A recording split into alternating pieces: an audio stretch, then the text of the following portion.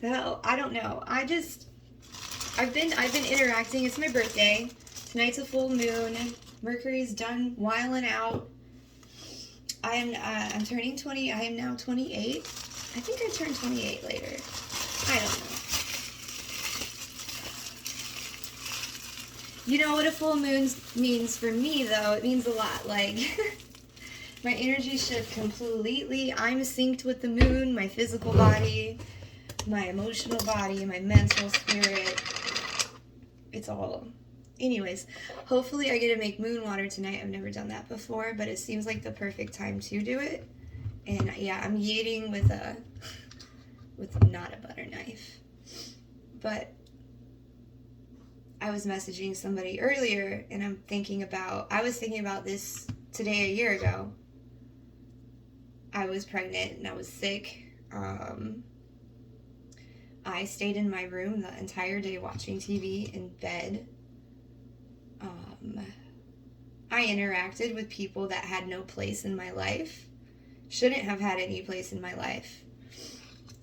Back a year ago, I was not aware of my mental space or anything to battle negative mindset.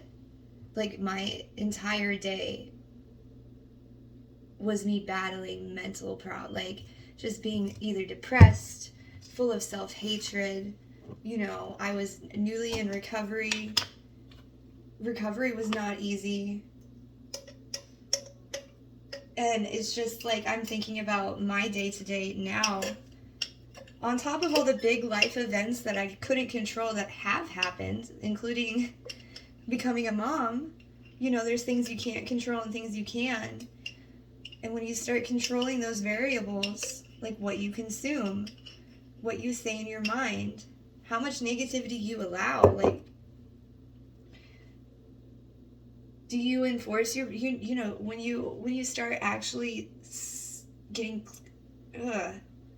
let me think about this real quick.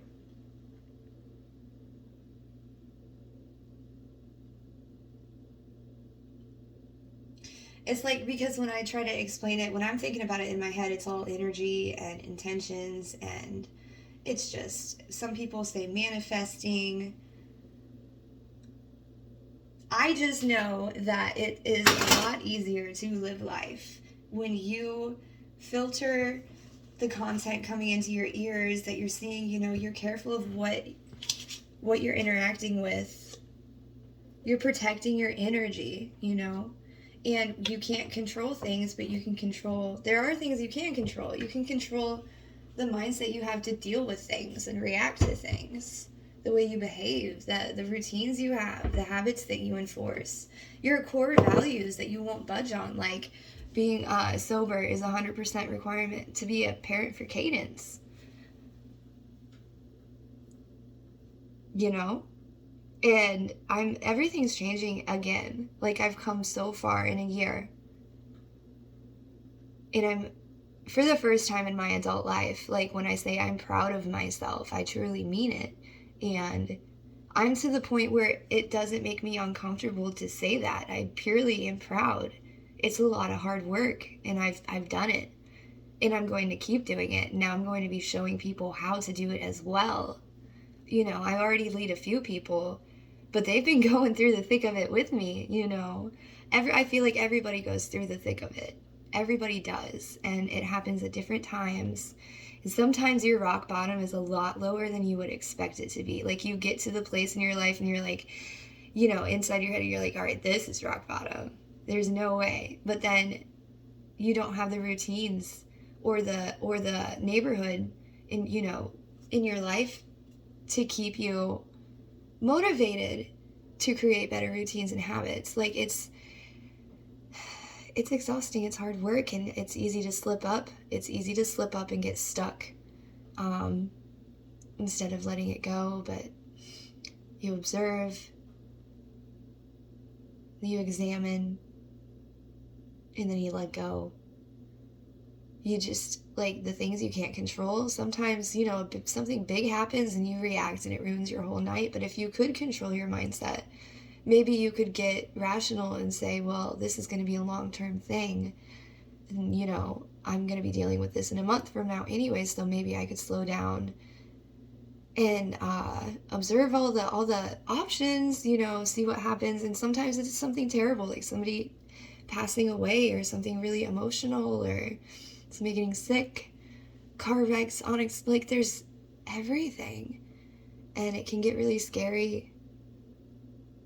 I know in my addiction I was completely alone. And one of the biggest things for me, like I found a community. I found a way to surround myself with people who were vision driven and healing. All they want to do is heal, help heal, serve others, and their focus is on something. For them, everybody has their own focus, but it's so divine in their life. It's purpose driven. The core of their motivations is pure, and they have the routines, and they have, it's just, I don't know, that's probably like 20 videos in one. I don't know, but it's my birthday, so I'll do whatever I want. But I just made a peanut butter jelly sandwich. I'm gonna feed myself, because you have to. If you didn't know, postpartum depression and newly recovering addiction equals eating disorders. And it's something I struggle with, but the only way to work on something is to actively pay attention to how you react and behave, and constantly let go of the past behavior and work toward a better one. Never-ending cycle, but when you do it, it's something to be proud of. When you start healing and then you get people around you also healing or whatnot, it becomes something that it feels so nice, and it is so beautiful because people around you start to heal as well. It's a lot of responsibility, but I mean, I signed up for this. I signed up to lead and serve and heal. That's exactly what I think my future is going to have a lot of in it, is me just reaching and serving and healing. And being the person that goes to people with how can I help, and serving them and doing the leadership so other people don't have to. They can just focus on healing, And that does take a lot. You have to have very solid routines, and you have to be very stable in your habits, which takes a while. It takes long. I don't know why this hair is sticking up, but it's my front hair. I keep thinking it's my back hair. But you have to have habits so concrete that you can handle the pressure of doing it. So I feel big changes coming. I know that moving in with my family is going to unlock something in my future. I feel like being in this apartment is holding me in place. It's keeping me from shedding or pruning whatever I need to in my life, because I felt like I had a foundation. And if I think about it, I build and I crumble, and I build and I crumble, and I build and I crumble, and now I have somebody to build for and provide for, and I don't want it to crumble, so I've been moving very slow and being very observative and being very reflecting and doing a lot of learning and documenting and journaling and just, healing those kids. I forget what I was saying before all that. And now it's time. That's what I'm getting to now. It's time. Like, as soon as I get rid of this apartment, I've lived here for 3 years. I can't sustain it. I feel like God is telling me to break it all down and build it all back up with a purpose. With His purpose. And I don't think it's going to crumble after that. I really don't. So here's to year 28. To everybody in my life, if I ever post this, I love you guys enormously. I wouldn't be here without you guys. And